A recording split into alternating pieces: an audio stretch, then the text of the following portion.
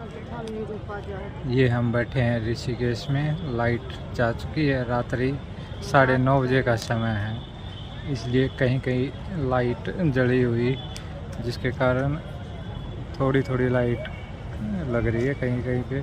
और ये देखो गंगा नदी बह रही है, धारा बहुत तेज है। अब रात्रि होने के कारण अंधेरा होने के कारण ये प्रतीत नहीं हो रहा, लेकिन आगे से दूर से इसकी जो धारा बह रही है वो पत्थरों चट्टानों से टकरा रही है, बड़ी तेज़ आवाज़ हो रही है। यहाँ पे बैठने के बाद वो हल्का हल्का सुन रहा है और तेज़ ठंडी ठंडी आवाज़ चल रही है। ये देखिए, ये हरिद्वार की तरफ गंगा का पानी बह रहा है।